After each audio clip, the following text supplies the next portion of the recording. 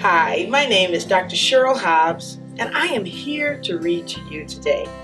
Now, when I think about books and I think about book selections, I'm always thinking, what is going to be the relevance of information that I'm going to learn? So what book did I pick out today? I picked out a book that says, What Color is My World? Now, also when I think about the title of a book, I think about who's the author of that book. Well, this particular book is authored by Kareem Abdul-Jabbar. Now, I think that's a name that all of us can identify with.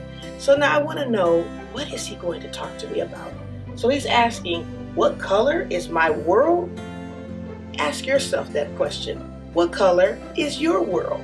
Let's open the book and find out what he's thinking. Kareem, So now he says, the lost history of African American ancestors? I wonder if it's someone that we both know. You think it's someone that you know? Let's find out. Chapter 1. You've got to use your imagination, Mama encouraged us. That's what adults always say when something looks really awful, but they want to say something nice anyway. I think you all have been there, haven't you? Mama smiled weakly and waited for us to say something nice. And she waited. And then there was more waiting. Have you ever waited too? Sometimes it's a long time, isn't it? I know. Finally, my twin sister, Ella, shook her head. My imagination must be low on batteries because all I can see is some creepy old house out of some horror movie. Thank you, Ella, Mama frowned. Then she turned to me. What do you think, Herbie? It's great, Mama. Very, roomy. Ella stood behind Mama and made an exaggerated kissing face behind her. But the truth was, I kind of liked the old place. I stomped my foot on the wooden porch. Solid, I said, and Mama smiled. Herbie, Ella sang, I am the ghost of losers past. We welcome you to our ranks. Mama ignored Ella and gestured at the house. It's got 3 bedrooms upstairs, so you'll each have your own room.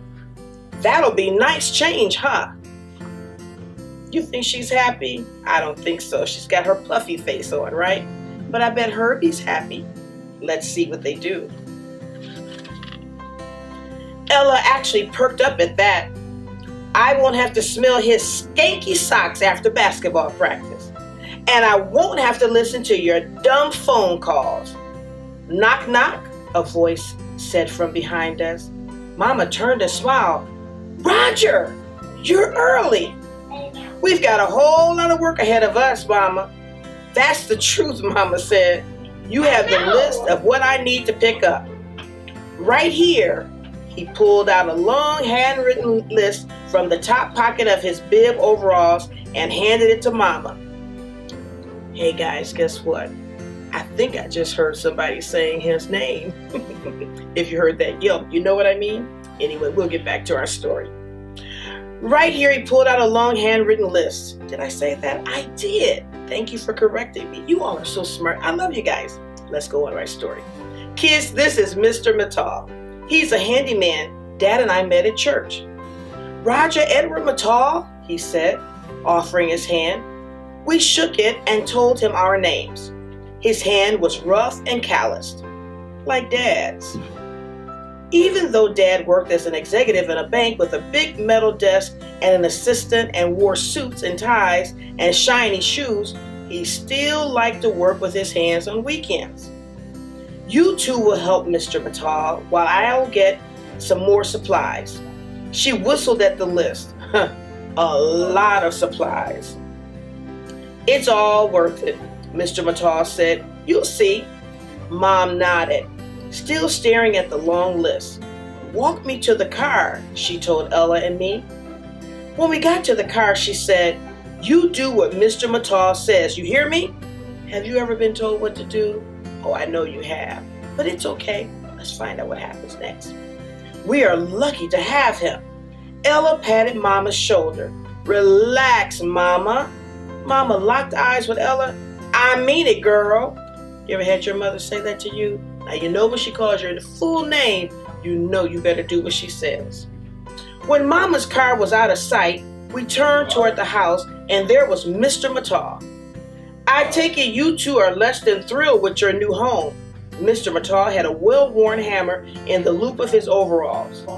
He smelled like the peppermint tea Mama always drinks when she gets home from work. She's a middle school principal. How about your middle school principal or your elementary principal? Maybe it's your high school principal. Let's see the parallel. Not at the school Ella and I go to, thank goodness. You ever say that about your principal? You better not. We are hoping for something newer, Ella said, like the Covent Gardens homes they're building over on Draper Street. The Covent Gardens, they have a community pool and a hot tub, I added, and tennis courts. Now, isn't necessarily this better? I don't think so, Mr. Murtaugh said. If you look closely at this place, you'll see some exquisite craftsmanship. We walked into the house. But you won't see a pool, Ella said.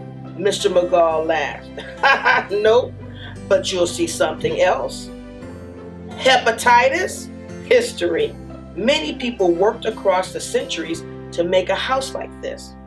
This house is the culmination of all human progress. Sounds crowded, Ella said with a snort. Looks like Ella's kind of smart acting, isn't it? Well, let's find out more. Sounds like a museum, I said. Oh, it is, all right, Mr. Murtaugh nodded. A museum is a celebration of achievement. Have you ever been to the museum? What do you think we're going to find out in this book? We might just go to the museum, huh? Your parents' achievement is providing a home for their family, but also a celebration of the history of humankind, the history of America, and the history of African Americans. Ella laughed. African Americans? Unless this was a station on the Underground Railroad, I don't see any African American history. She cupped her hands and shouted up the stairs, Dr. King, are you up there watching MTV with Harriet Tubman? Ella, I said, nudging her, knock it off. There's more to our history than slavery, jazz, sports, and civil rights marches. We know that, Ella said, getting sore. Do you know a lot of African American scientists, Mr. Murtaugh asked? Ella looked at me. Come on, genius. Ella whispered to me, name some black scientists. Have you and your sister or brother ever done that? Yeah, sometimes they can be kind of smart acting, right? That's okay. I'm sure I'd read about a few, but I couldn't remember a lot of names. Finally, I said, George Washington Carver. The peanut guy, Ella said, with a triumphant look. Amazing man, Mr. Murtaugh agreed. They called him the Black Leonardo, after Leonardo da Vinci. Who else you got on that list? Ella and I looked at each other. Then we shrugged. Mr. Murtaugh walked over to the wall and flipped the light switch. Overhead, a bare light bulb burst ablaze with light. Who invented the light bulb? He asked. Thomas Edison, I said. You going to tell us he was black? Ella said. It was a trick question, Mr. Murtaugh said. No one invented the light bulb. What? Ella said.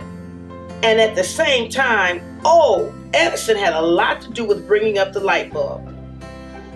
But no one invents anything, not by themselves. Then how come all the history books are filled with names of inventors, I asked. It's easier for people to remember one name and easier for teachers to test you on those names. In truth, all inventors only improve on what's come before them. They should be called innovators rather than inventors. See, inventing is like standing in a bucket brigade. People stand in a line that stretches from a water source to a fire, and they pass buckets of water up the line. The last person in line throws the water on the fire and gets all the credit for putting out the fire. Inventors are like the people in that line, each one contributing. But the one who throws the water gets the credit as the inventor. I pulled out the black journal, tucked into my back pocket, and started scribbling what he said. I even drew a bucket brigade. My whole life is in my journals. I have more than 400 of them, all stacked neatly in my bookcase, in chronological order from the time I was 5. Sir Isaac Newton once said, "The apple proves gravity, guy," Ellis said. Right, he said, "If I have seen farther than others, it is by standing on the shoulders of giants." I want you to think about that, boys and girls. I'm going to say that phrase one more time. If I have seen farther than others, it is by standing on the shoulders of giants. So what that means is that whatever he achieved is because he first learned from all the great scientists that came before him.